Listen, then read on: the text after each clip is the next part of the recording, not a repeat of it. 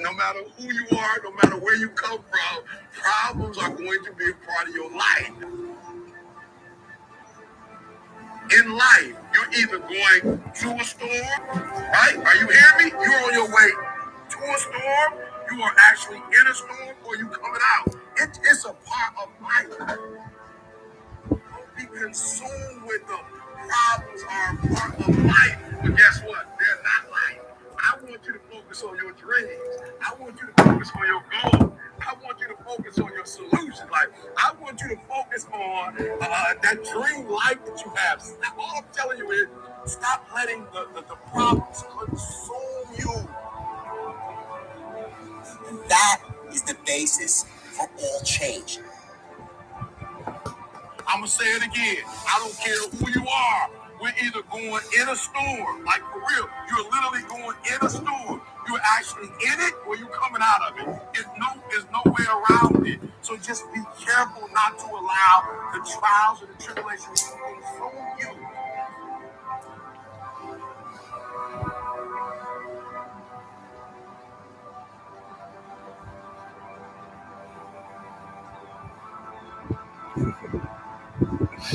Woo!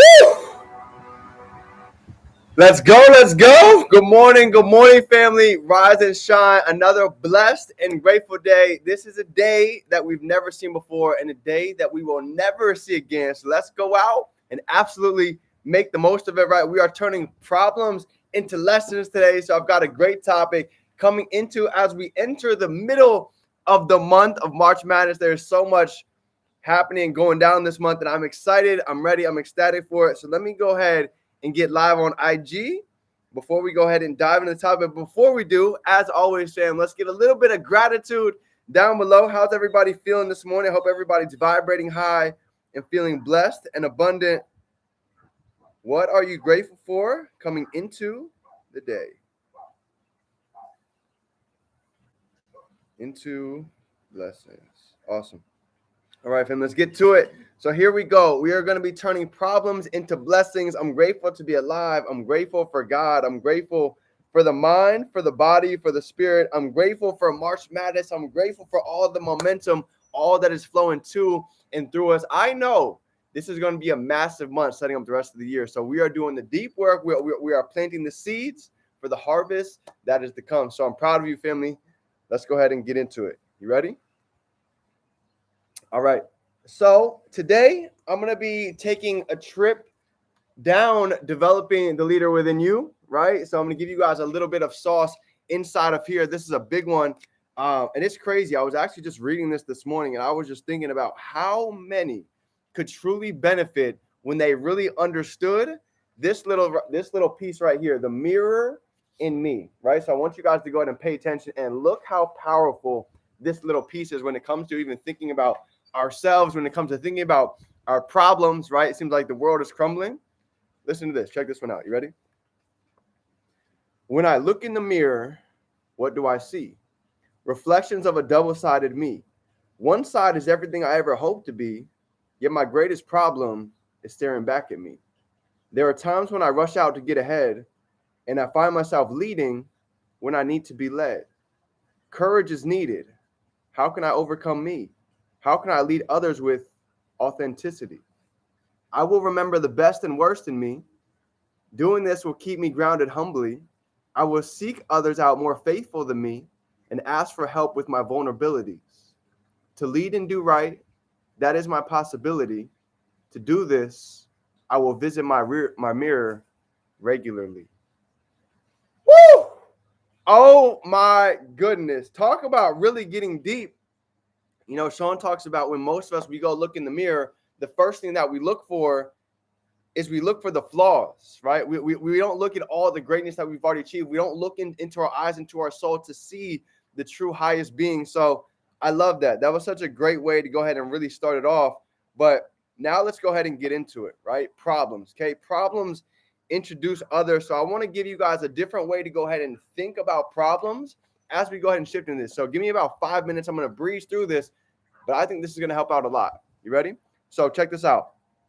Problems introduce us to others, right? This is kind of the main piece of the topic, right?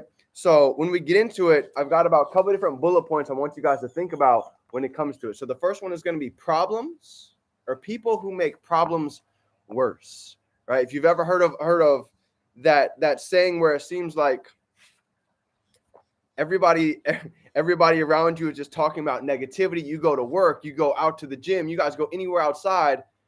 Most people are speaking about their problems. Most people are talking about what's going wrong. Most people are talking about what's not going well inside of their life. If you don't believe me, just pay attention to today. Pay attention when you go out into the public, when you go to the grocery store, when you guys go out to the gym, when you guys are even maybe inside your family's home. Listen to how people speak, because whatever people are speaking, they're thinking about that on a 10 times deeper level, right? So I had to really start getting intentional with who I'm being around, who I'm listening to, because when I started to really analyze my circle and analyze who I was spending time with, there was a lot of individuals who just seemed to be like talking about their problems, making them worse. Because you know what happens? Whatever we think about, we bring about. Where focus goes, energy flows. So if we're constantly around this negative energy, you know what starts to happen? How many of you have ever felt like this before? You've had somebody's negative energy run down their leg, go across the floor, and run straight back up your leg. Drop a 2 down below if you guys feel like you've ever experienced that from somebody else, okay? I'm not going to lie. This felt like my whole life. I felt like this for a lot of my life. I was just surrounded with so much negativity, right? So the first step was, number one, was getting obsessed with getting around individuals that had a vision, that had goals, that actually knew where they were going. And I started to listen to their self-talk. I started to see what they're listening to. I started to watch their daily rituals. And my whole life started to shift. Just as all of us have started diving in the morning rituals, right? Stepping into meditation, visualizing, journaling, gratitude, all of the basis for the deep work is really necessary when it comes to start really identifying problems and people who always seem to make problems worse. Okay, so that's number one. People who make problems worse. We have the ability to go out and actually be able to do the opposite. Here's what it says. He says, how do the people around you react to the sparks of life? Are they firelighters who blow things up, or are they firefighters who calm things down? Anyone who enjoys throwing gasoline on the fire is a liability to you and to your organization. I love that. So really just thinking about that. Are the individuals around us, right? Are they lighting up the fire, or are they calming it down? Okay, so this is big. The second key, people who become magnets to problems, right? Drop a 3 down below if you guys can think about somebody that you know that's just a magnet to problems. Just seems like it's one thing after the next. Life just seems to happen to them. They're always complaining. I can think of a handful right off the top of my head. And honestly, it's some of my family members, to be honest.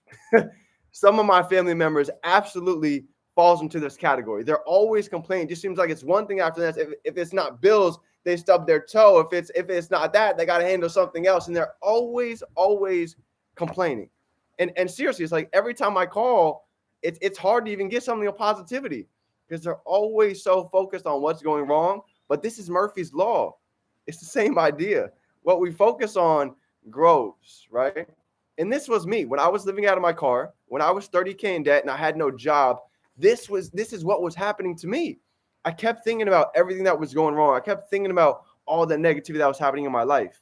You know what happened with me? My girlfriend broke up with me. Ended up getting a crazy message on Facebook about seeing what happened to my sister. So if you've ever heard, or if you've ever said the term, man, I don't think things could get any worse, right? Words are so powerful. If you've ever said that and things have gotten worse, drop some 5s down below, right? Man, there's no way things could get any worse. And you know what happens? You get hit by a brick, you get hit by an anvil. I've had that happen multiple times. So you know what I started to realize? The words that we speak are everything. The words and the audios that we're listening to is everything. What it is that we're seeing has so much to do with how it is that we perceive our problems. This is why they say, hear no evil, see no evil, fear no evil. Okay. I'm very conscious now about what it is that I hear, see, and listen to, because I understand How many people's misery runs down their leg and jumps into ours, and we can now feel their problems? Now we feel like our day is now a little sluggish because we let their energy rub off on ours. So here's what it says. When you have people who focus on problems, collect them, or multiply them, they always tend to attract other problem seekers. This is part of the 21 irrefutable laws. So I love that. That's so important. He says the first law of whole says when you are in one, stop digging. Okay. I love that. Great perspective. So people who give up in the face of problems is going to be number 3. People who give up in the face of problems, number 3. I'm going to take a little bit of time on this one because out of all of them, I feel like this is one of the most important when it comes to entrepreneurship, right? If anybody on this call, right, if you guys can relate, you know the difference between when you've tried to do a task and you get stuck on a problem and then you leave it, we let it sit there and it collects dust and we never actually fix it. We never find a solution. Now, I don't know about you, but there's a lot of my life that I did that. I would hit a problem, I'd get stuck, and I would just complain about it, and I would leave it there. But you see, when I started to get into the real world, I'll give you guys an example, okay? When I got out of college, I'm $30K in debt. I'm like, yo, I got to find a job. I got to pay my bills. The first thing that I did was get into real estate, right? It's like $1,500. You pass your test, you can get in there, and you're good to go. That's why there's so many real estate agents that don't make a lot of money because it's so easy to do it. But here's the lesson, okay? Here's what I learned with real estate. One of my biggest lessons that I feel like has followed me over the past handful of years is not getting stuck on a problem. You see, in real estate, there's a lot of little tedious things that might allow you to say, you know what? I don't get this. I don't feel like taking the time to learn it. I'm just going to go ahead and leave it. Like a contract.